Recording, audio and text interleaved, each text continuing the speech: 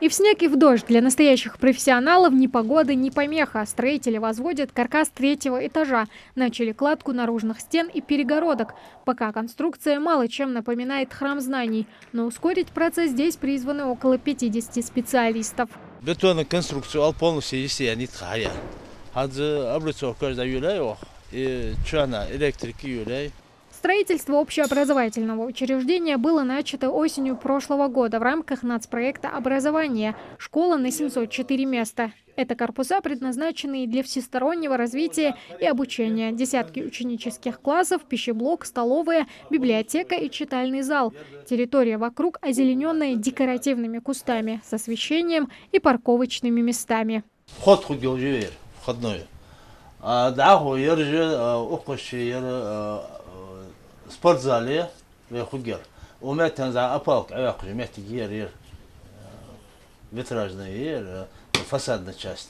Возводит школу подрядная организация «Юггастрой». За качеством выполнения строительных работ и за графиком возведения объекта следят специалисты управления капитального строительства. Материал, который предоставлен на стройку, имел паспорт в соответствии с проектом. Ерик болхо, дарик в соответствии с проектом хугёш, отклонение хугёш. Дарик ахчащиниз догодолуш, контроль осуществляет. Всего в Али-Юрте функционирует 3 школы. И это мало, если учесть, что требуется еще не 1000 ученических мест. Планируется, что возведение общеобразовательного учреждения значительно разгрузит другие заведения. Все эти объекты у нас рассчитаны только на 320 мест. Соответственно, идет перегрузка. И на инфраструктуру идет сильная нагрузка. Но я так предполагаю, что со строительством новой школы некоторые проблемы у нас решатся и нас разгрузят.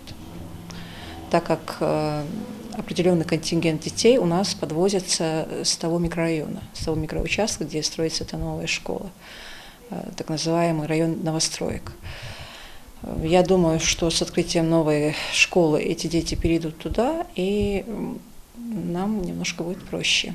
Открытие новой школы – это в первую очередь удобство для самих учащихся. Им не придется больше преодолевать километры на поиски знаний. Столь же нелегкий путь проделывают и педагоги, трудоустроенные в близлежащих населенных пунктах. Так что новые рабочие места тут как нельзя кстати. Открыть общеобразовательное учреждение планируют до конца текущего года. Тамара Хашагульгова, Магомед Даскиев, Новости 24.